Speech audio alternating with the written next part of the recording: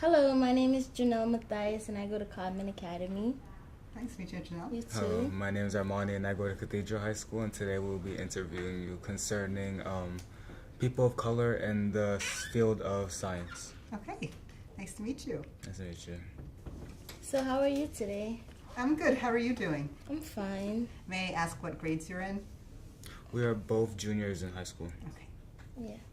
So to start off, how did you become interested in your field? In my field in general or in biology in general? In molecular and cellular biology. Okay. So, as you know, I'm an associate professor here at Harvard, Yeah. and I first started on this well over 15 years ago. So when I was in high school, not much younger than both of you. Okay. And I was lucky. I grew up in Maryland, where there are a lot of opportunities for students, and I worked with the National Military, or the Department of Defense, for 2 summers at the United States Army Medical Research Institute of Infectious Diseases. And that's a mouthful, but have you seen the movie Outbreak? With the Ebola virus? Okay. Sorry. Okay, how about, that's too old. I can... Maybe. Sorry.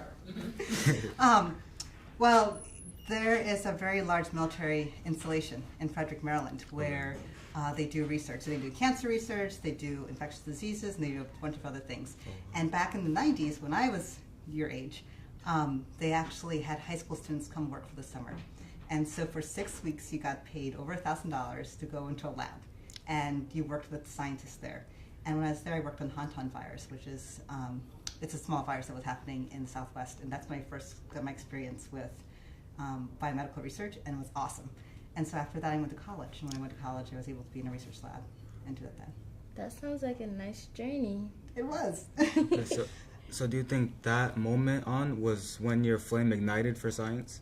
I think I've always been interested in science. So from when I was a child, I was one of those kids who liked to dig up dirt, and you see the worm, and you're holding the worm and watching it wiggle in front of you. And my parents were wonderful. They always let us do summer programs and go to the science center. I remember my first project was building a solar-powered teddy bear that had a helicopter head. And so this is before solar power was the big thing. And so you had to get the helicopter to wiggle around and get your bear to move. Oh.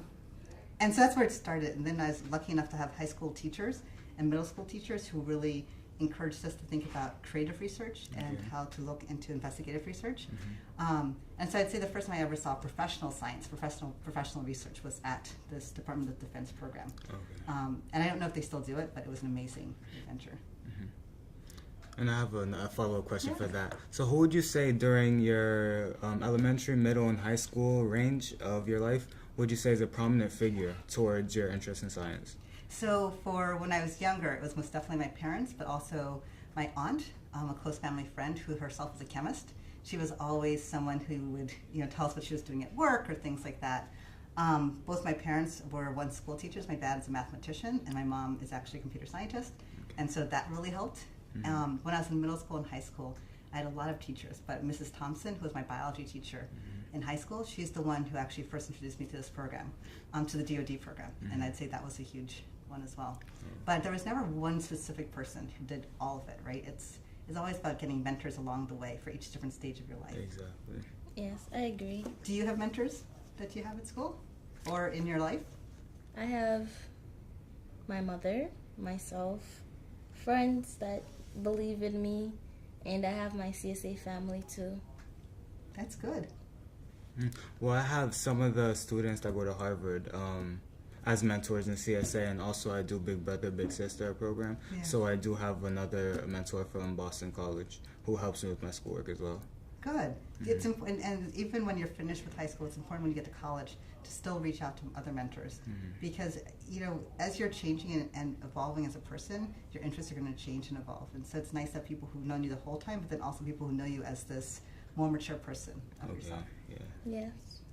We do need those to write college recommendations. But beyond that, trust me, you want to have mentors. It's really important.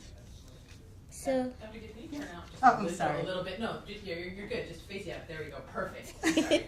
Don't just talk to them. No, just in general. Yeah. Okay. Perfect. Okay, go ahead. so can you explain what your work is about in more detail and what you actually do in the lab?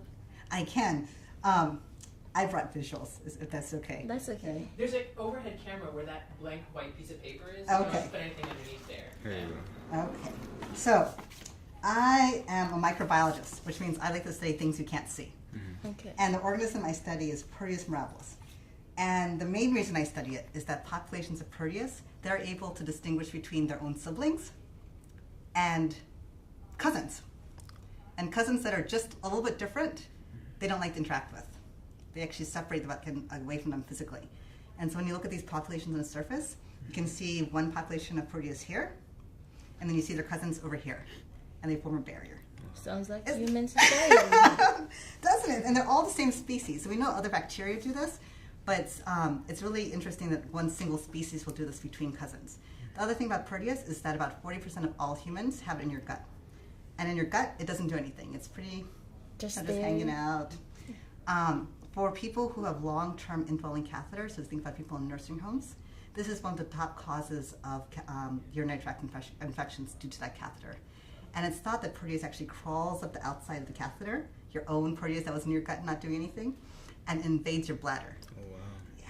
Once it's in your bladder, it coats the catheter and forms these really nasty biofilms, blocks off the urine from leaving, and then clearly causes disease.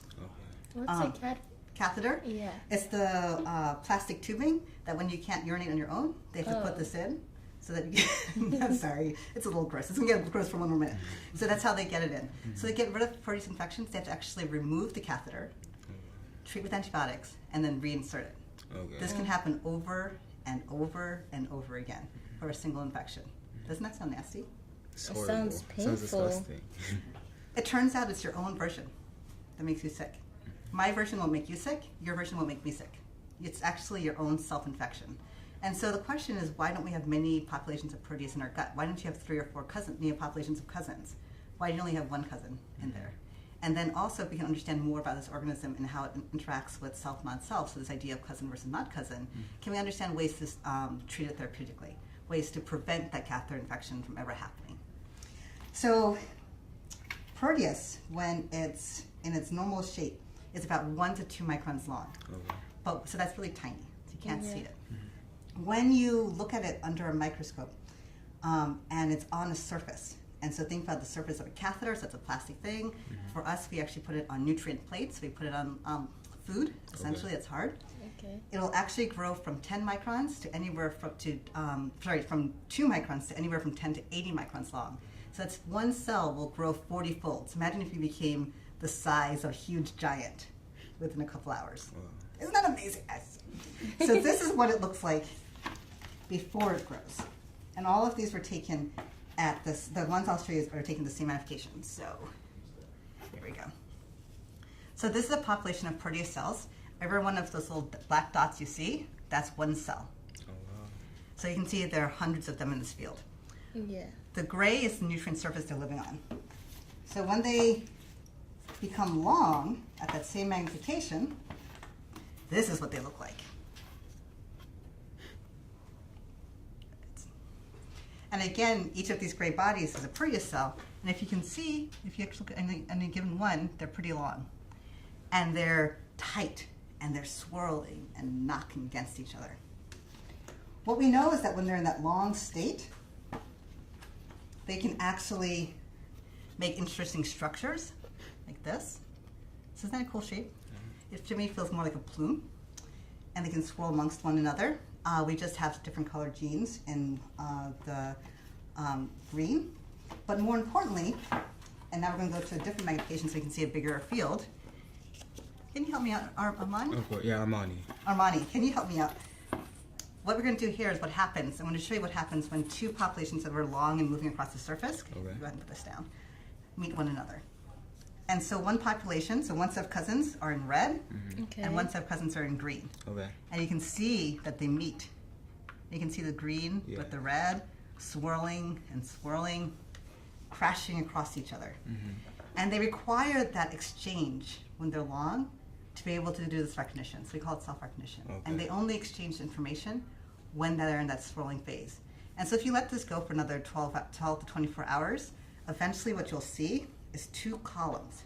One column that's red, one column that's green, and a space in between where they've divided off their territory.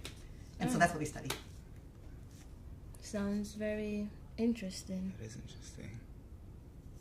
And so, what has it taken to get to this point? Would I ask? If you want me to elaborate, I can. Yes, please do. Okay, so in terms of your research, how long would you say that you've put into this research to finally get all of these all of these pictures? For all of these pictures here, let me answer your question slightly differently. Okay. So I started working on Proteus specifically back in 2007 when I was a postdoctoral fellow at the University of Washington. Okay.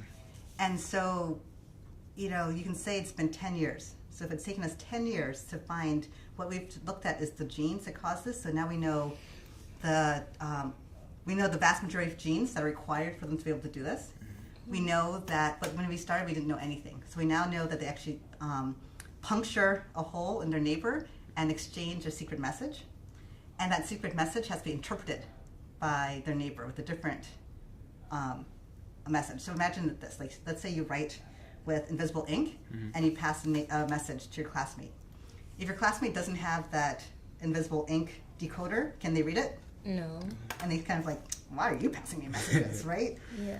But if they are your friend and they're part of your group, they'll have that decoder and they'll scratch it and say, oh, they say my outfit's nice today, right? That's what we figured out. We figured out that they're passing these messages, how they're decoding these messages, what it's causing them to do. So that for that first part, I was part of another research group. And so for the first 4.5 years I worked on this project, Dr. Pete Greenberg and I at the University of Washington were able to figure out some of the essential genes. And while I was there, he had actually had another scientist working on this before he got there, Dr. Mark Abernowski. And so between the three of us, during those first 3.5 years, it takes another year to publish, we figured out about the system. But since I came to Harvard, it's not just me. One of the things about being a professor and having a research group is that you have scientists who are working with you. Young people, high school students, undergraduates, graduate students, and postdoctoral fellows. And so in my life, even though it's been 10 years, I would say I've probably had the contribution of several more years of contributions from other people. So simply in my lab this summer, we have about 11 people, right?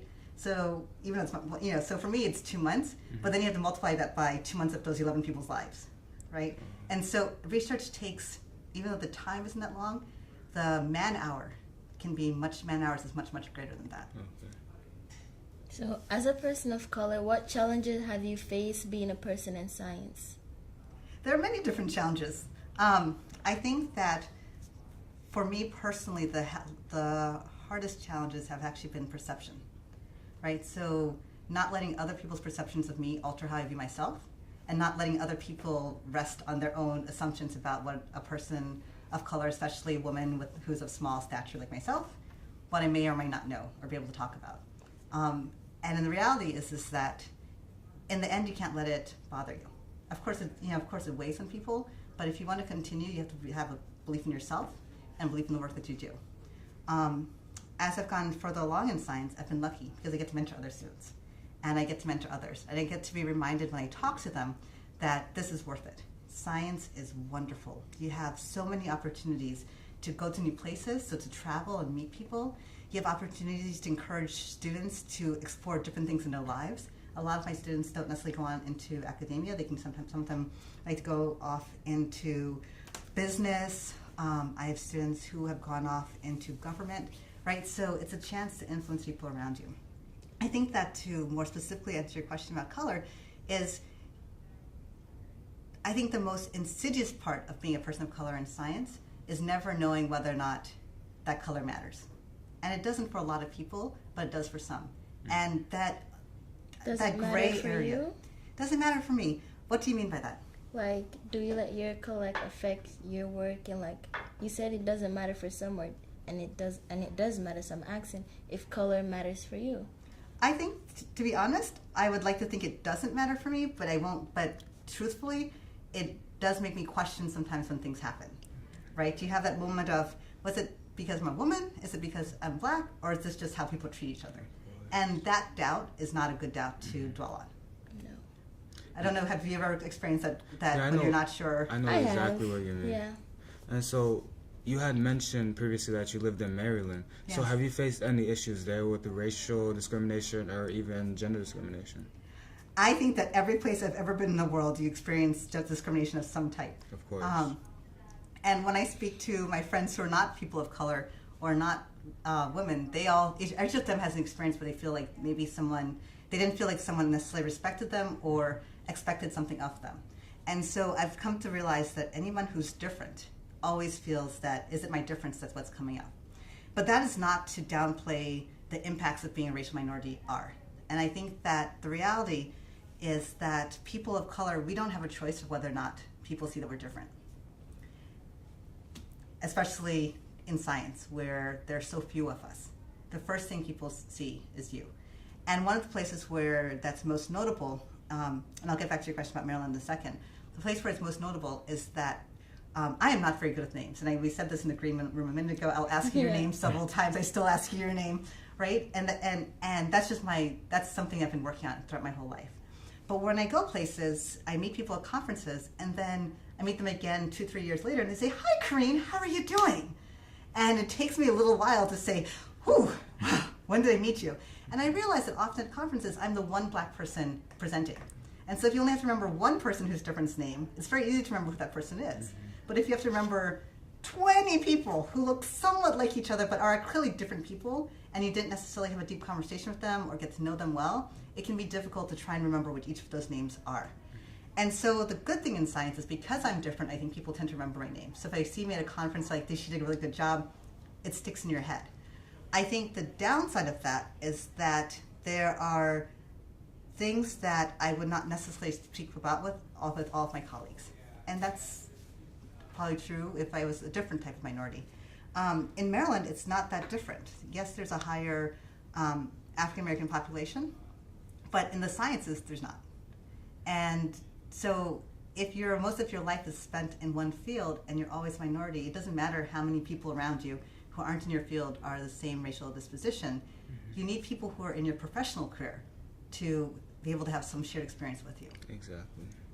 And so how many other professors or researchers do you know that are a minority like you? I'd have to count. Well, so you're going to talk to Cassandra and Cassandra and Scott Edwards. You're going to talk to them. I know quite a few professors who are international, so that's not necessarily so that's a different type of racial minority. I think what you're trying to ask me, are you specifically asking me how many African American faculty do I know in biology? Yeah, that's what I'm asking. That's a much harder question, and the answer is very few. Okay. Are there a lot of women in biology? Because I know women tend to stay out of STEM due to resources and certain circumstances. There are a lot of women in biology. Not enough. There's not 49% women. So men still dominated, but the women are increasing in numbers? Women are definitely increasing in numbers. Men most still definitely dominate. Some universities are better than others, and so it also depends on what you're interested in. Biology actually happens to be one of the better fields for female representation. For example, the association, American Society for Cell Biology, actually has a women's committee, and for years they've actually done a lot to support students and actually even young faculty into staying in the cell biology field. The other fields are not as good, and so that's really field specific. However, in case that anybody is watching this at home, women, go into the STEM fields, go into computer science, go into engineering. They're amazing, and that's really where the future of science is going. I really wish that more people would remind high school students that quantitative biology, that is where biology is going. If you do not know how to program, so to do computer programming, teach yourself. Take classes. No matter what anyone tells you, learn to computer program. I'm really serious. Take linear algebra. Do the hard math. Because regardless whether you're into chemistry, biology, engineering, you need all of those quantitative skills if you want to have a professional career. How do you describe the diversity here at Harvard? Diversity in what way? Well, you said there's a lot of women, but are there a lot of women African American women, a lot of Asian women, a lot of white women? How do you describe the overall diversity of women in Harvard? I can't speak about Harvard at large. I don't know. And all more the specific, women. your like department. My that department you're- and molecular cellular biology. My department actually has a good female representation. Of course, it could be better.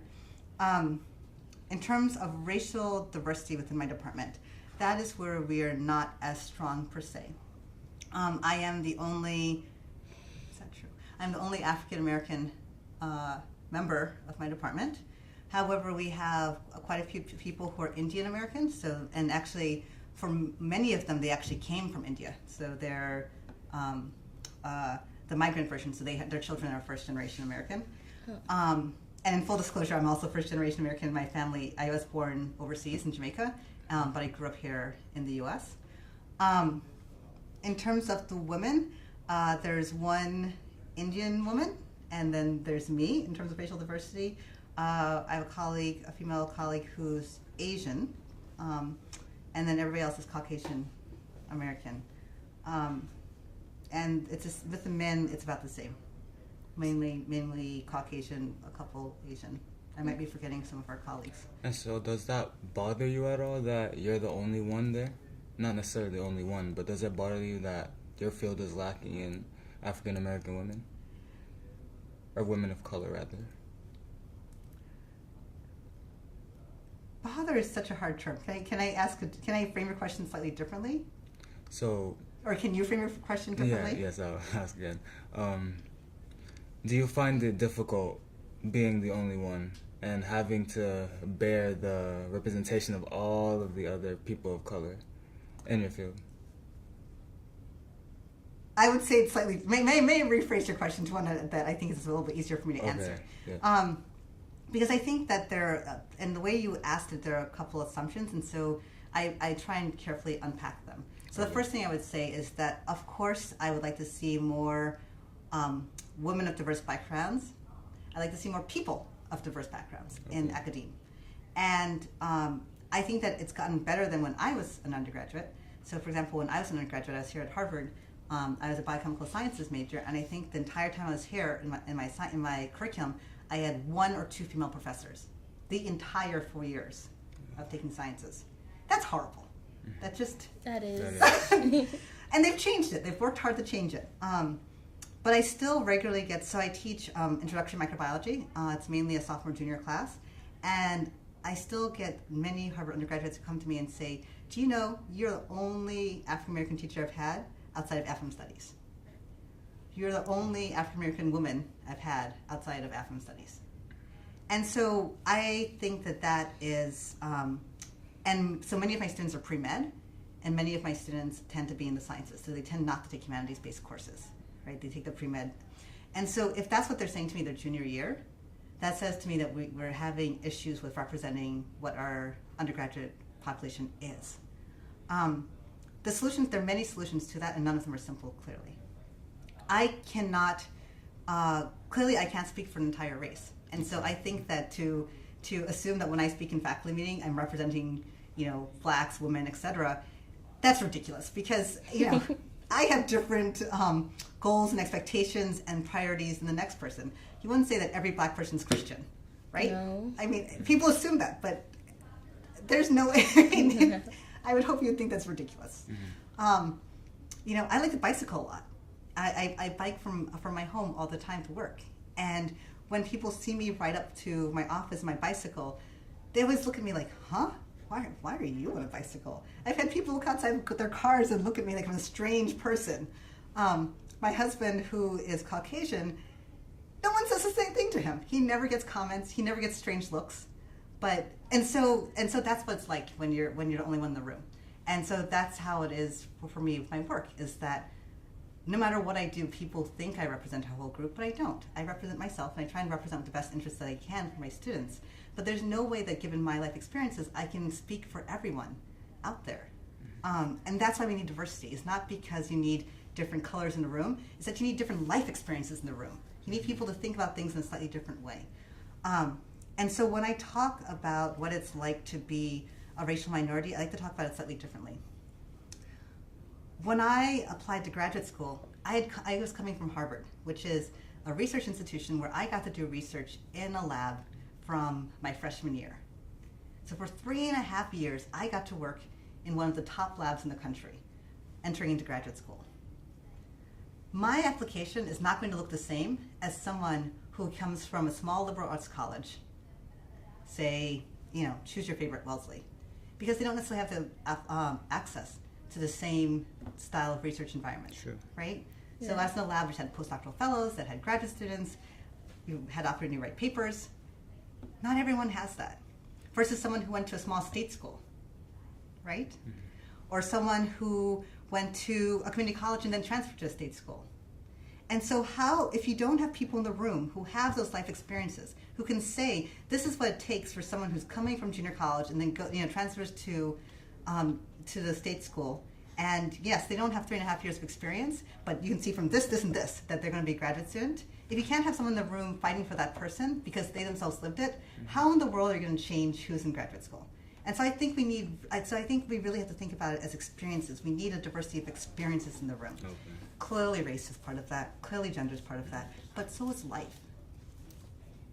So speaking of diversity, what do you think the future will look like in science if it becomes more diverse? Well, I hope science becomes more diverse. And it has become more diverse than when I was your age. I think that the reality is that we all need to think really carefully about what do you want to do with science.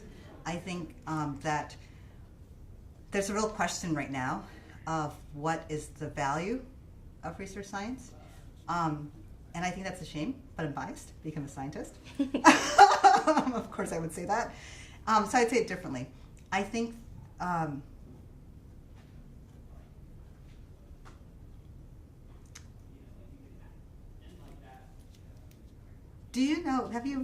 in school, do you talk about what happened after World War II? So with the Soviet Union and No, not really. atomic weapons? Or My school, for Humanities 10, we focused on Native American history because it's usually left out and not taught in school. And we're taught African American history. Yeah. So that's where my school focusing on educating us about events that affect people of our skin tones. Yeah. So not much of the world wars as yet. Okay. And how about for you? And in my school, we focused on World War II, but not as in depth as you just mentioned. Okay. So the reason I ask is that if you looked at where microbiology was before World War I, so we're talking about in the 1600s, 1700s, 1800s, it used to be a gentleman's pursuit. And when I mean gentleman's, I mean rich person gentleman's pursuit, where you would sit and think, or if you're lucky, you have a patron who helps support you. And what we forget is that some of the initial observations that were crucial for understanding biology, so for example, the existence of microbes. They were first actually, one of the early times we saw them was Antony van Leeuwenhoek, and it's because he had made this little microscope that you could hold in your hand, and he would take pond samples and put it on it and look at it. And when he looked at it with his own eyes, he saw these little things wiggling and squiggling under this microscope. He was a businessman. He wasn't trained as a scientist. He was a businessman. And yet now we have an entire field based on these things that we can't see. Pasteur helped us understand, and John Snow helped us understand that microbes can cause disease and that we can actually treat these illnesses. And so with John Snow, for example, he was a doctor in England, and what he did when they had a cholera outbreak was that he'd used epidemiological tools. So he talked to people and he said, where did you get your water? What were you doing? And he realized that the contaminating source was a single water pump in England. And so he removed the pump handle and the cholera epidemic ended. Isn't that amazing? I think it's mind-boggling. And so if this is where we used to be with science, it's really hard to project where we'll be next. I think that the one thing that's seen over and over again is that science never emerges from one person, one place, one culture. Science advances because many people think about it. Some of the best medications that we have come from, wild plants in East Asia, in South America, in the Amazon. These are places where we're finding new compounds. We learn from the cultures there of what is your natural medicine and how do you use it. And then we come back and we realize, okay, well, there's one compound in it. Can we use that to treat something else? And then you think, anyway, so my point being is that I think that if we want science to continue to drive forward human development and human health and and ideas. We need people of many different experiences, many different cultures to all be willing to contribute their intellectual power, because we're all smart in different ways and we all look at problems differently. If everyone thought exactly the same, we'd be screwed. But we don't. And so this is why, so I think that if we really believe that we want humanity to continue to explore new possibilities for health, we need diverse opinions about it. We need people who are willing to put themselves out there and try something different, even if it's not part of the norm. And so my hope for the future, and I can't say this enough, my hope for the future is that more people want to be scientists. And that also, to clarify, doesn't mean everyone has to be in the lab investigating. Some of the most interesting science has come from people who aren't necessarily professional researchers. I think we need more politicians who are scientists. I think that we need more teachers who are scientists. I think we need more business execs who are scientists. I think we need more people in Hollywood who are scientists, because being a scientist is being curious about the world. It's about learning how to investigate a problem, break it down into manageable pieces, getting the data, analyzing the data, and then putting forward a hypothesis about it. This is just, I don't know, I just think that it's such a crucial skill. Scientists should be everywhere, and everyone should be willing to try and be a scientist. You keep on using the words that we need to, like, you need to take action. So what action will you take to, like, make sure that students of, like, lesser affluent communities that get the resources they need to, like, expose their kids in science? That's a hard question. That's a good question. I need to do more. I agree. I can tell you what I do in my life now, and then I can tell you what I hope that I would do eventually. So what I do now is that I try and be a really good mentor, which takes time. For the students I teach in my undergraduate courses, I meet with them frequently. My door's always open. I meet with them after they leave my class. And not all of my students, yes, they go to Harvard, so they're not what you necessarily call less affluent, but some of them come from less affluent backgrounds. And they often just need someone to talk to, help make choices. In my lab, I try and have high school students do summer internships. I often have, for example, this year, there's an Amgen Scholars Program where they bring in students from all over the place. I have a student from UC Berkeley who's actually started off at a junior college, who's working in my lab for the summer. And so I try and do that in one-on-one mentorship. I actually go and teach my daughters. I usually do 1 or 2 classes, science little, 1-hour visits with my daughter's class twice a year. And again, this doesn't reach out to all communities, but it's trying to expose people to what's out there. I try really, really vocal when I go out in airplanes. And basically, if you know me, everyone knows that I love lectures about science. So anyone who will listen to me talk about science, I want to talk to them about science. Realistically, though, I think that this is not enough. I think that, and the last thing I would say is that I have a number of students who are interested in teaching. And so a lot of my graduate students want to do internships, do Big Brothers, Big Sisters, things like that. And I try and give them space in lab to do that. So to take time out of their own research to go and do these outreach experiences. So a number of my students have done a lot of things in the Boston area with students from very diverse backgrounds, not necessarily racial diversity, but actually socioeconomic diversity. And that's a piece we tend to look at more. But that's not enough. It's not. And so what is the solution for reaching more students? And I don't know what that is. I think that one place where I get concerned is actually early childhood education. I think that we don't focus enough on what happens before the age of 5. So once they're in elementary school, there's a lot we can do. But kids who are 2 and 3, they're curious. They want to know about science. And if you look at some of the really, at some of the preschool programs associated with universities, they have a science curriculum. So why can't we do that more broadly? Get that interest from early on, involve the parents into being interested in science so that it starts from when they're 2 and 3, and then that continues on throughout life. But those are all very hand-wavy, and so I don't have a direct answer to you about what I would do for the future. Do you have suggestions? Or what would be useful for you, for a scientist, to encourage you to think about doing science or staying in the STEM fields?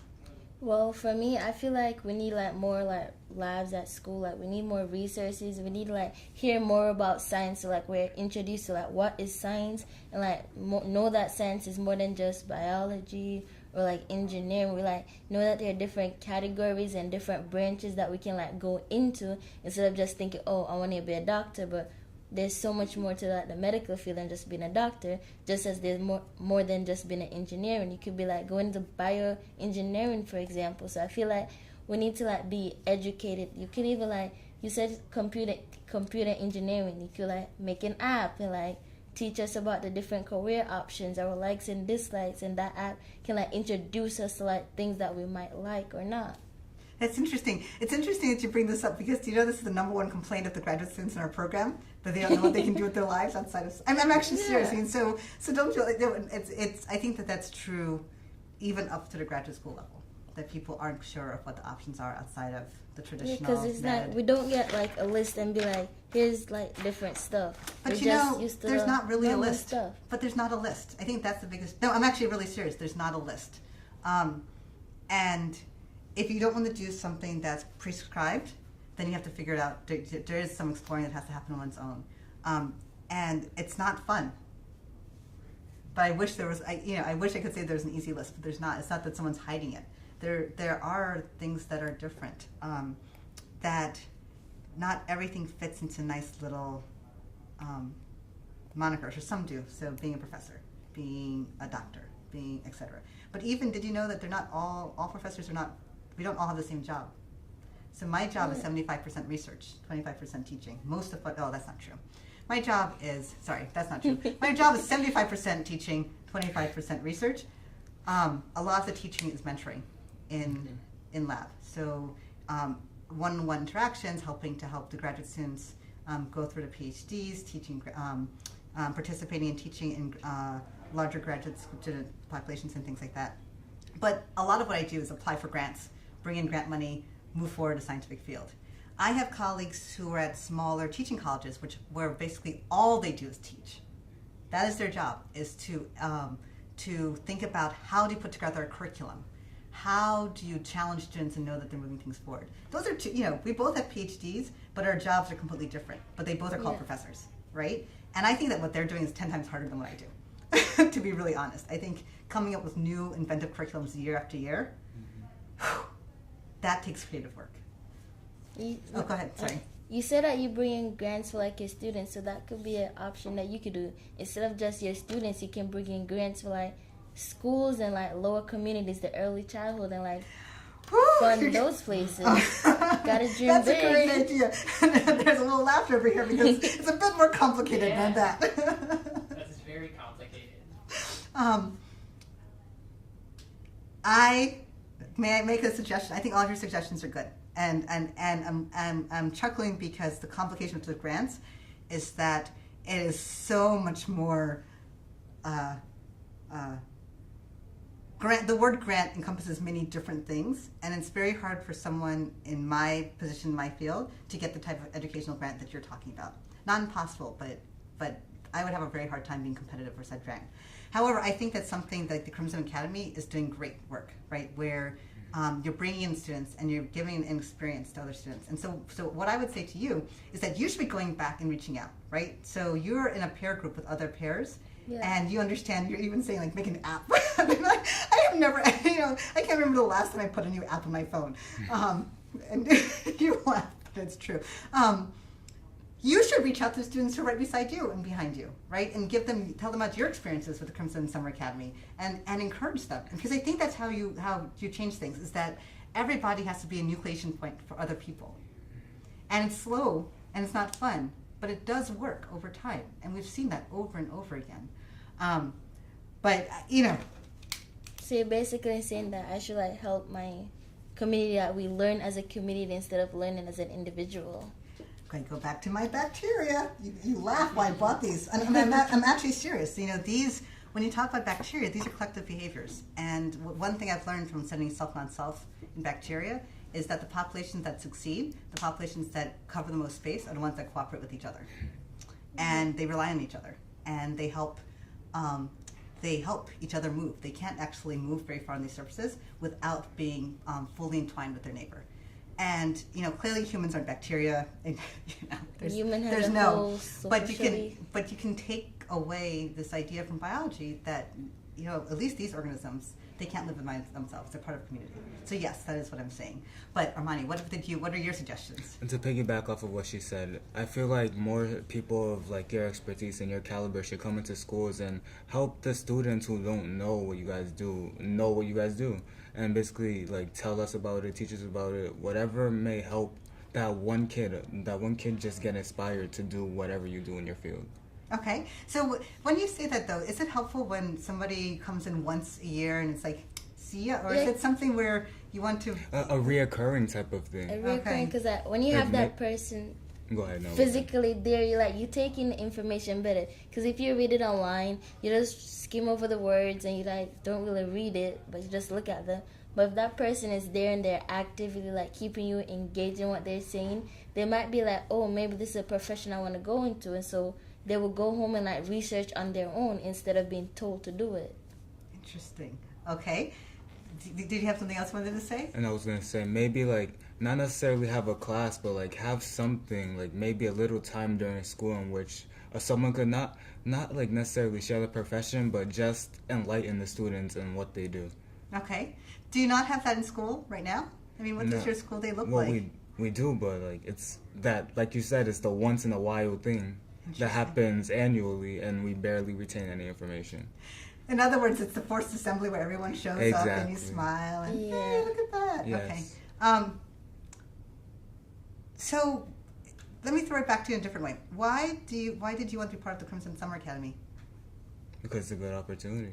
Okay, keep going. But I want more depth than that. Well, I want to be part of it because I come from a family and doesn't have that many resources, so I know that if I advance myself and I better myself through education, I'll be able to make it a better situation.